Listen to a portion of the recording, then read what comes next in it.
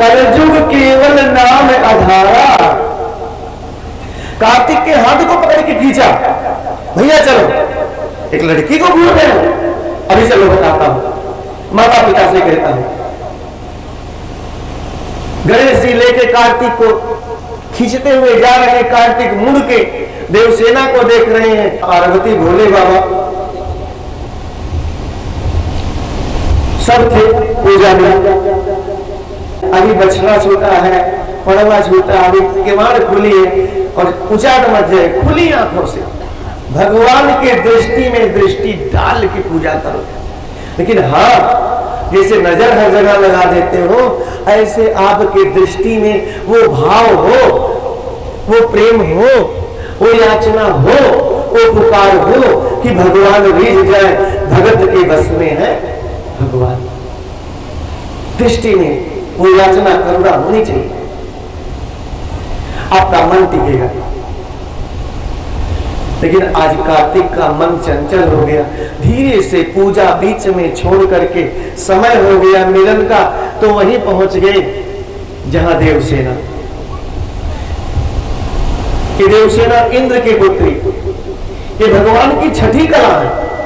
जो आज छठी माता है, यही देवसेना है जिसकी मैं कथा सुना रहा हूं आपको। ये छठी माता ही देवसेना है, छठी कला है जो आपके पुत्रों की रक्षा करते हैं। छठी कला भगवान की, यही छठी माता बनी। तो फिर क्या हुआ? कार्तिक देवसेना से पूछते हैं कि जब से आपको देखा है, तब से मैं आपके ही बारे में सोच रहा हूं। अपना अस्तित्व मुझे डूबता नजर आता है।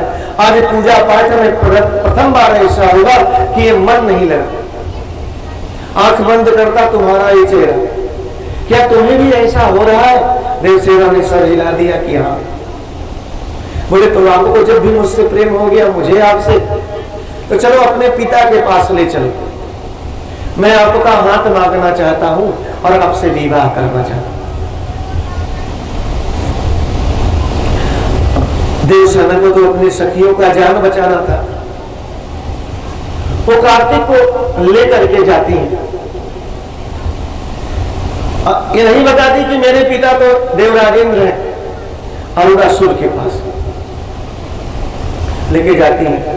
अरुणासुर की सम्मोहन जो स्थली थी, उस पर कोई चला जाता तो उसके बस में हो जाता। उसने कार्तिक को इशारे से बुलाया कि सम्मोहन स्थली पे चढ़े तो सही। और जैसे कार्तिक सम्मोहन स्थली पे चढ़े, बोले बैठ जाओ, उसके बस में हो। देवसेना से कहा पीछे हटो। बोले इस पुत्री से मेरे प्रेम करते हो? कार्तिक ने कहा हाँ, इनका हाथ मांगने के लिए मैं आया हूं आपके पास। बोले हाथ मांगना है तो सुनो, मेरी एक और बेटी है, मरणासन्न अवस्था में है। ये नहीं कहता मर गई है। मैं इंद्र से पंच महाभूतों को लेने गया उसे जिंदा करने के लिए, उन्होंने नहीं दिया। अगर तुम पंच महाभूतों को लाके मुझे देते हो तो मैं इस बेटी देवसेना का हाथ तुम्हारे हाथ में दे दूंगा।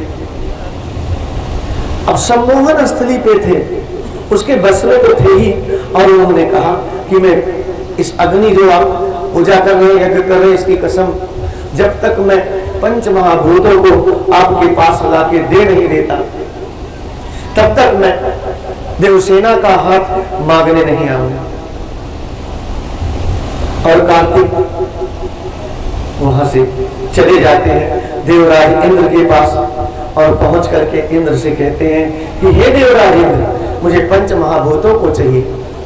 इंद्र समझ जाते हैं कि ये देव उनके लिए आए हैं। देवराज इंद्र सोचते हैं कि ये अरुणासुर के लिए मांगने आए। बोले नहीं, इस सृष्टि के नियम के खिलाफ है, मैं किसी को नहीं दूंगा।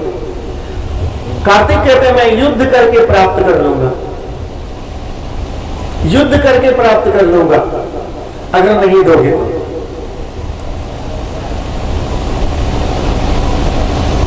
युद्ध करके प्राप्त कर लूंगा। और वो युद्ध करने लगे, चले गए, पंचमहाभूतों को एक बार भेद करके एक जगह युद्ध करने लगे। पृथ्वी माता, धरती जो माता है, आकाश देवता, पवन देवता, अग्नि देवता और वायु देवता, वरुण देव, इन सबसे युद्ध करने लगे।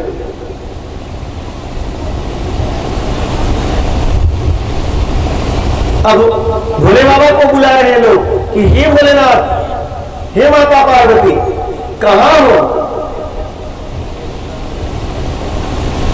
अभी तो कैलाश में पूजा चल रही है, इधर युद्ध हो रहा है और पूजा चल रही है, और महादेव डमरू बजा रहे हैं खूब बस्ती में, मैया गौरा भी ताली बजा रही हैं, सब लोग नाच रहे हैं, पूजा में कीर्तन हो रहा है।